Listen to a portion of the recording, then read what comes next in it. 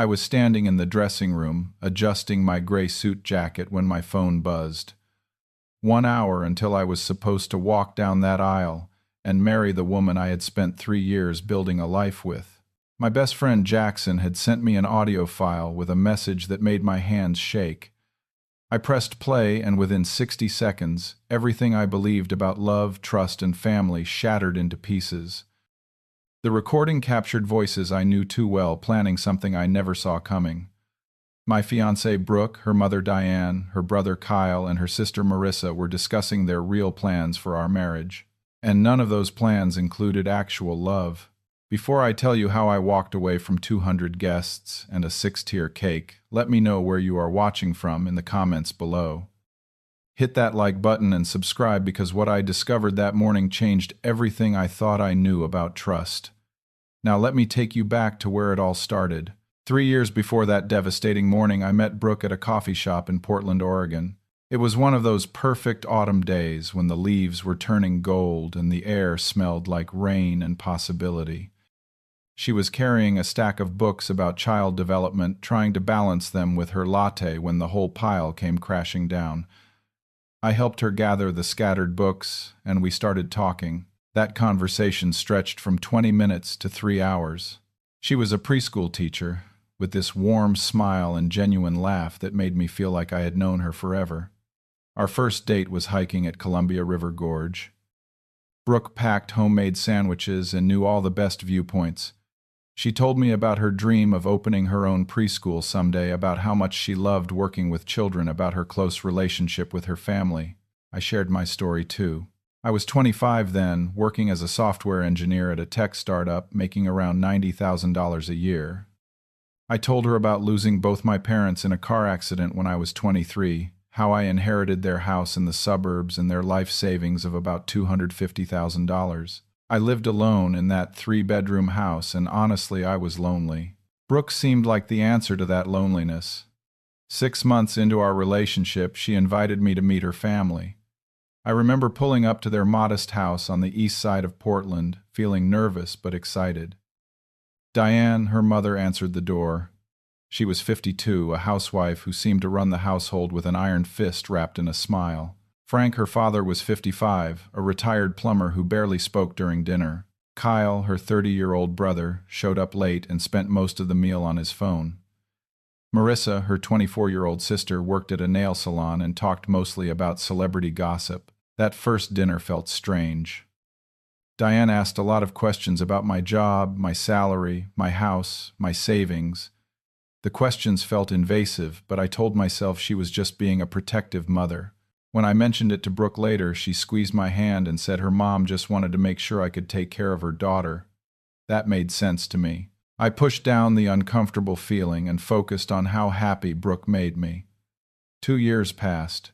Our relationship felt solid, comfortable, real. I proposed at the same coffee shop where we first met, getting down on one knee while the barista played our favorite song. Brooke cried and said yes, and I felt like the luckiest man alive. We started planning the wedding immediately. I suggested a budget of $30,000, which seemed reasonable for a nice celebration. But Diane had other ideas. Every planning meeting turned into a negotiation where she pushed for more. A better venue. More guests. Premium catering. A famous photographer. Designer flowers.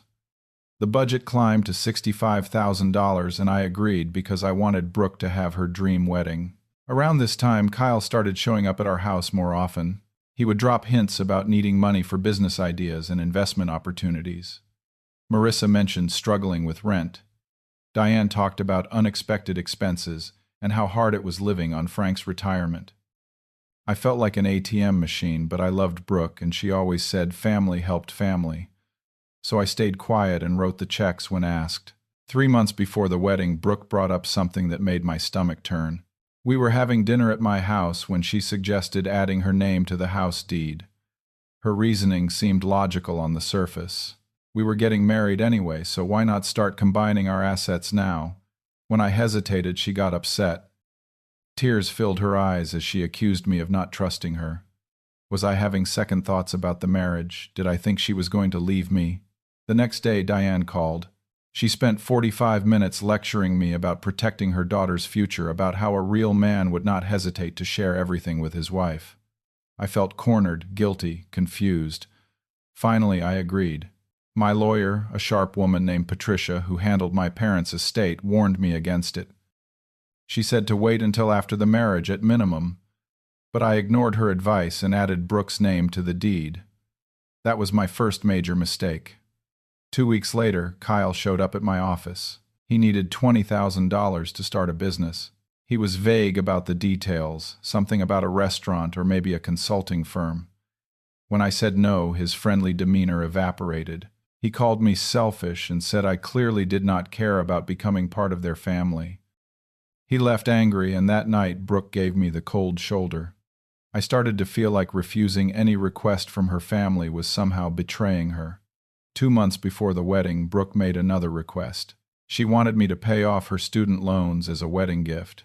The total was $45,000. She said it would help us start our marriage with a clean slate, that we would be sharing finances anyway. When I showed doubt, she scheduled a family dinner. I walked into her parents' house to find everyone waiting. Diane, Frank, Kyle, and Marissa all sat around the dining table like it was an intervention. They took turns explaining why this was the right thing to do. Diane talked about sacrifice and commitment. Kyle mentioned how family supports each other through everything. Marissa said she wished someone would help her with her debts. Frank stayed mostly silent but nodded along. The pressure was immense. I felt like I was drowning, unable to breathe, unable to think clearly. I agreed to pay off the loans. That was my second major mistake. Jackson, my best friend since college and an accountant by trade, started expressing serious concerns. We met for drinks one night and he laid it out plainly. Something felt off about this whole situation. Why was Brooke's family so focused on my money? Why were they constantly asking for financial help? I got defensive. I told him he did not understand how families worked, that this was normal, that he was being paranoid. But his words planted seeds of doubt that I tried desperately to ignore. 1 month before the wedding, Diane made her boldest move yet. She wanted me to add her as a co-signer on my bank accounts for emergency purposes. She said if something happened to me and Brooke during the honeymoon, the family would need access to funds. This time I said no. I said it firmly and clearly. The reaction was explosive. Brooke accused me of not caring about her family's well-being. She said I was being selfish and controlling. We had the worst fight of our relationship, screaming things we could not take back. She packed a bag and moved back to her parents' house for a week. I was terrified of losing her. I apologized repeatedly, even though I had done nothing wrong. She eventually came back, but the atmosphere between us had changed.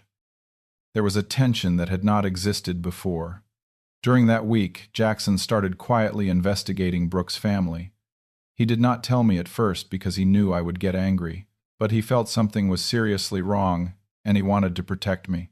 Meanwhile, Kyle posted cryptic messages on social media about upcoming big changes and finally getting what he deserved. I saw the posts, but convinced myself they were about something else, anything else. 3 days before the wedding, Jackson called me. His voice was tight with urgency. He needed to see me immediately. We met at a quiet bar across town, away from anyone who might know us. He slid a folder across the table, and what I saw inside made my blood run cold. He had discovered that Brooke's family was drowning in debt. Frank had a serious gambling problem and owed $70,000 to various creditors. Kyle had a criminal record for fraud that he had hidden and was being sued by former business partners. Diane had maxed out multiple credit cards trying to maintain appearances. Marissa owed back rent and had not paid her taxes in 3 years. The total family debt exceeded $200,000. But the worst part was what Jackson found online. Using some investigative techniques and public records, he discovered forum posts from an account that he traced back to Diane. She had been posting under a fake name on websites about strategies to access a son-in-law's inheritance. The posts talked about manipulation tactics, legal ways to get access to assets, and how to make someone feel obligated to share their wealth. I sat there, staring at the evidence, feeling sick. Jackson looked at me with genuine concern and said he thought they had been planning this from the beginning. that my parents' death and my inheritance had made me a target. That Brooke had been playing a role for 3 years. I refused to believe it. I defended her, saying she could not possibly know about her family's schemes. Jackson just shook his head and told me to be careful. I went home that night and could not sleep. I kept replaying every interaction, every request for money, every pressure tactic. But I also remembered the good times. The laughter, the quiet mornings, the way Brooke held my hand during movies. I told myself Jackson was wrong. I had to be wrong. The wedding day arrived. I got to the venue early that morning to check on final details. The place looked beautiful, decorated exactly how Brooke wanted. White roses everywhere, string lights creating a magical atmosphere, chairs arranged in perfect rows. I was walking down a hallway near the bridal suite when I heard voices. The door to the bridal suite was slightly open, and I recognized those voices immediately. I froze.